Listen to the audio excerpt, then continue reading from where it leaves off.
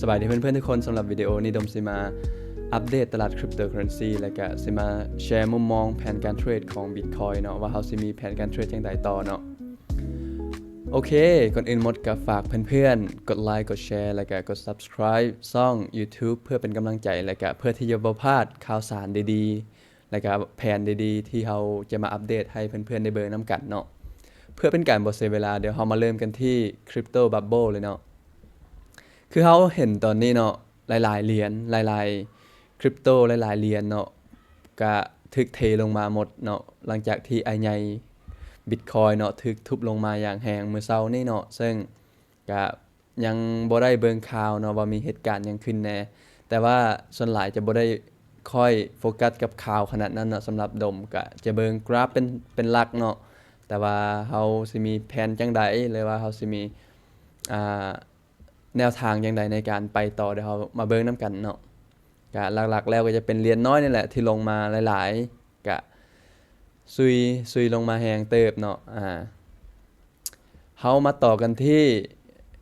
liquidation เนาะก็เป็นอีกอันนึงที่ดมติดตามเบิ่งตลอดเนาะก็เป็นคนที่พอตแตกเนาะซึ่งมื้อนี้ก็เป็นอีกมื้อนึงที่หนักหน่วงหลายเพราะว่ามีคนพอตแตกรวม24ชั่วโมงที่ผ่านมามีคนพอตแตกอยู่ที่ 24786 คนเนาะซึ่งเป็นอีกมือหนึ่งที่จำนวนพอตแตกหลายเติบเนาะซึ่งรวมมูลค่าของ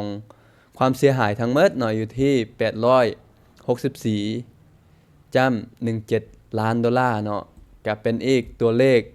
ที่ลวงหลายแล้วก็เป็นอีกตัวเลขหนึ่งที่หลายเติบเนาะระดับ800ล้านเนาะก็ซึ่งหลักๆแล้วฝั่งที่พอตแตกก็จะเป็นฝั่งขาลองเนาะคือที่ฮู้เนาะเพราะว่าถ้าตลาดมันทุบลงมาแรงๆแบบนี้คนที่เปิดลองแล้วก็เปิดใส่ margin ใส่ตัวคูณหลายๆก็มีโอกาสพอตแตกสูงเนาะมีคนพอตแตกทั้งหมด783มีคนพอตแตกรวมมูลค่าทั้งหมดเนาะถ้าเป็นฝั่งลองเนาะ783ล้านเนาะฝั่งช็อตก็น้อยเดียวเนาะ80ล้านซึ่งเป็นอีกตัวเลขหนึ่งที่เราได้เห็นกันตลอดแหละในโลกของคริปโตเคอเรนซีเนาะดังนั้นที่ดมมาบอกตลอดก็คือเวลาเราเทรดฟิวเจอร์หรือว่าอีหยังก็ตามเนาะก็การบริหารความเสี่ยงเป็นสิ่งที่สำคัญแล้วก็การใช้ตัวคูณในระดับที่เหมาะสมเนาะอันนี้เป็นอีหยังที่สำคัญและเราต้องได้เอาใจใส่อีหลีเนาะเรามาเบิ่งกันที่วานออเดอร์เนาะหลังจากที่กราฟถึกเทลงมาอย่างรุนแรงเนาะเริ่มมีคนเข้ามาซื้อแล้วเนาะในโซนนี้เป็นยังจะซื้อเนาะเป็นยังคนจึงเริ่มมาซื้อเนาะเดี๋ยวเราค่อยมาเบิ่งกราฟนํกันเนาะคือที่เห็นนี่เข้าไป4ชั่วโมงเนาะก็เฮาจะเห็นได้เลยเนาะว่าโซนที่คนจะซื้อกันหนาแน่นก็จะมีโซนนี้เนาะโซน90ก็ถือว่าค่อนข้างหลายเนาะแต่ว่าแถวนี้คนก็เริ่มทยอยกันเข้ามาซื้อแล้วเนาะแต่ว่าโซนที่ควรฮอดแท้ๆเนาะก็คือ99 100,000นี่มันน่าจะขึ้นไปฮอดเนาะแต่ว่าตอนนั้นมันขึ้นไปฮอดแต่97 98เนาะแล้วมันก็ทุบลงมาเลยเนาะ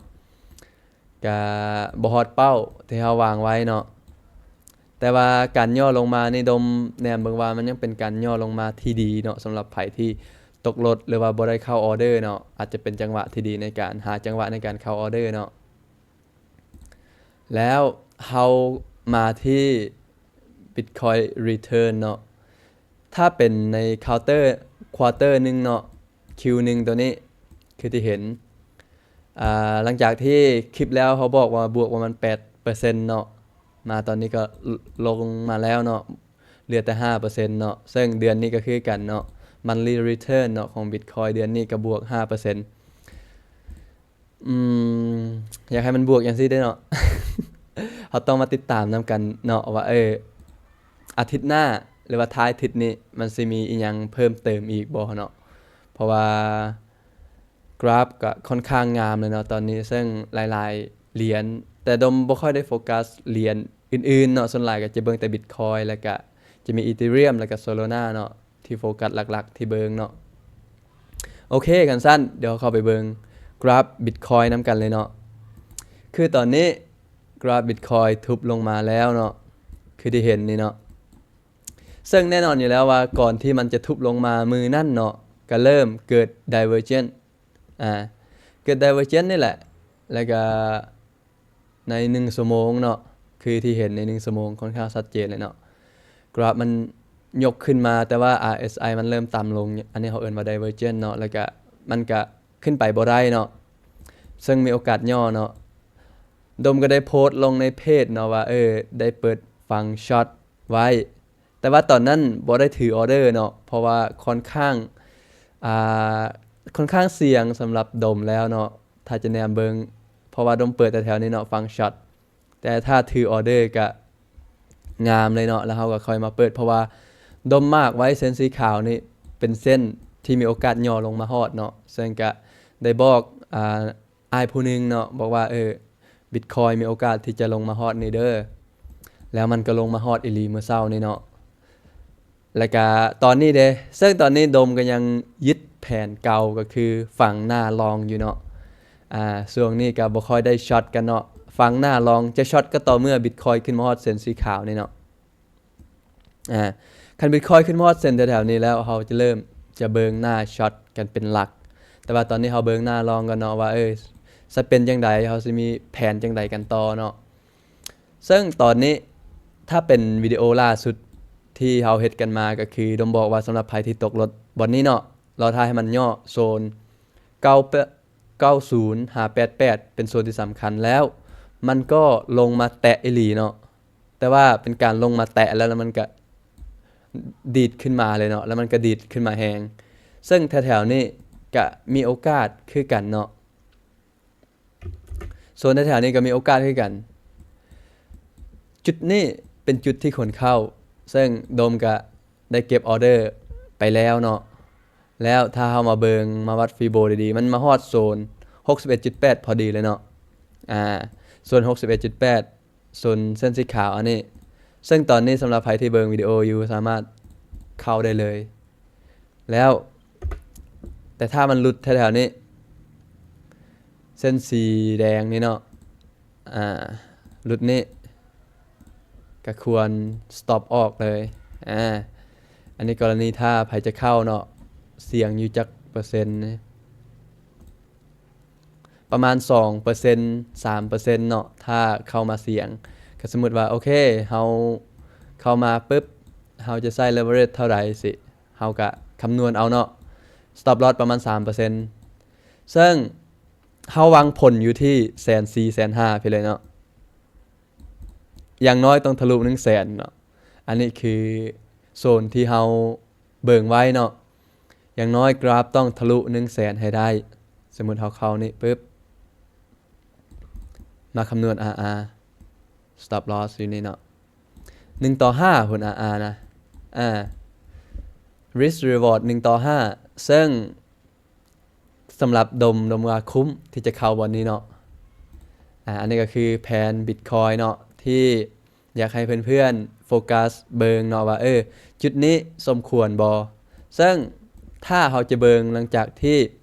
กราฟมีการ retest มาหลายเทื่อเนาะคือเดี๋ยวเห็นนี่เนาะ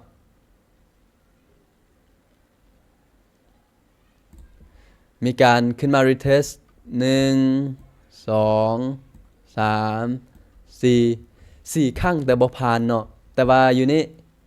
มีการเบรกเรียบร้อยเนาะซึ่งเป็นจุดที่ดมแนมว่าเป็นจุดที่ดีเนาะที่มันมีการช็อคมาปึ๊บกราฟมีการช็อคลงมาเนาะอันนี้เบรกเรียบร้อยสมบูรณ์เนาะถ้ามันมีการย่อลงมาจังสิแล้ว stop loss อยู่นี่ดมคิดว่าเป็นอีกอย่างที่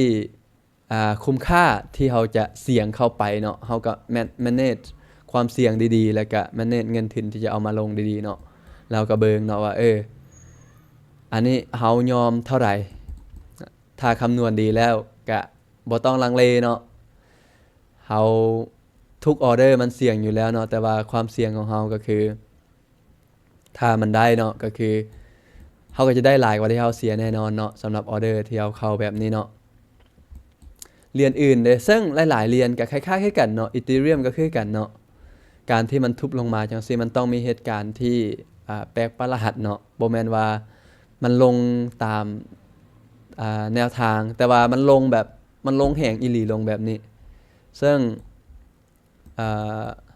บ่ควรที่จะทุบขนาดนี้เนาะอันนี้ก็ฮอดแล้วคือกันเนาะ